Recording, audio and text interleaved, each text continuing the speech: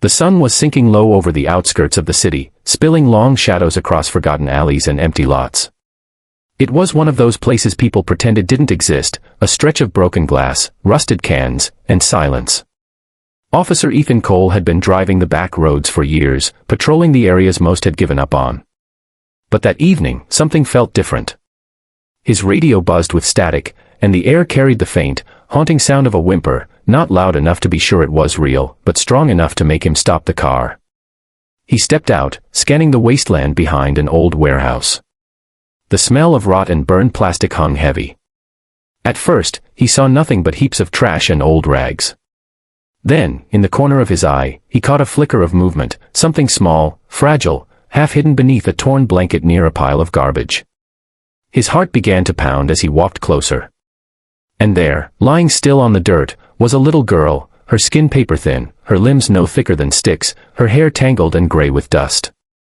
For a moment, he thought she was gone. Then he saw it, the faintest rise and fall of her chest. If you believe kindness and second chances can change a life, take a second to like, comment, share, and subscribe to Kindness Corner. Your support helps stories like this one reach more hearts that still care. Ethan fell to his knees beside her, his breath catching in his throat. The little girl looked no older than 8, wearing a filthy pink dress that barely clung to her frail frame. Her lips were cracked, her face hollow, and her fingers twitched weakly as if reaching for something she'd lost long ago. He whispered her name, though he didn't even know it, hoping she could hear him. Her eyes fluttered open for a split second, revealing a ghostly blue, glazed with exhaustion. That was all he needed. He grabbed his radio, shouting for an ambulance, his voice breaking with urgency. But as he waited, he noticed something beside her, a small stuffed bear, torn and burned on one side, with a name tag stitched on the ear, "For Ivy, love Mom." The words hit him harder than a bullet. He picked it up, brushing off the dirt, and saw a faded photo tucked beneath it, a woman and a little girl smiling in front of a house that looked nothing like this. It was clear this child hadn't always lived in darkness. Something had happened, something cruel. He looked around and saw remnants of a life scattered in pieces, a cracked bowl, a dirty blanket, and footprints that suggested someone else had been there recently. When the ambulance finally arrived, the medics worked fast. Ethan held the girl's tiny hand as they lifted her onto the stretcher, whispering, "You're safe now, sweetheart. You're safe." But even as they drove off, his heart wouldn't calm. He couldn't stop thinking about that name, Ivy, and how anyone could abandon a child like that. That night, he didn't go home.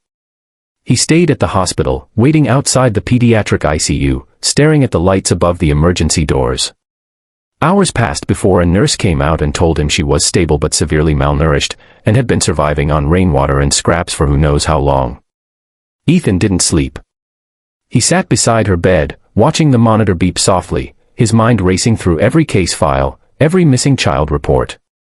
By dawn, he found it, a report from nearly 2 years ago.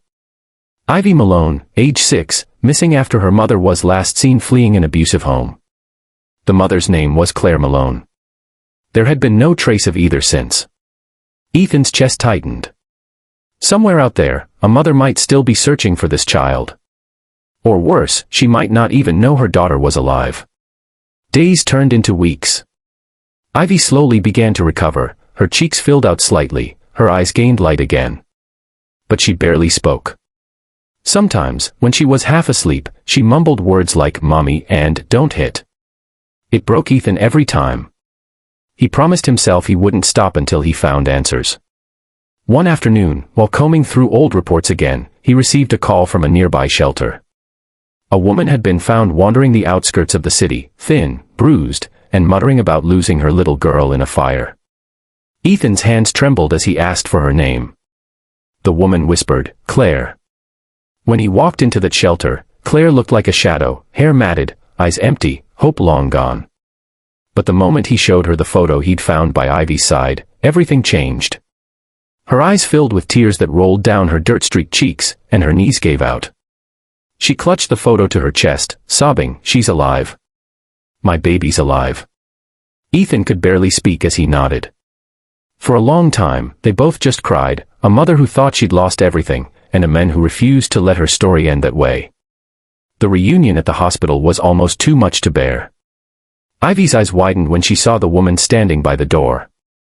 There was silence, just the sound of their hearts remembering each other. Then Ivy whispered, "Mommy." Claire ran forward, falling to her knees, holding her daughter like she was holding air, fragile, precious, and unreal. The nurses couldn't hold back tears. Even Ethan had to turn away, his hand covering his face as he broke down quietly in the hallway.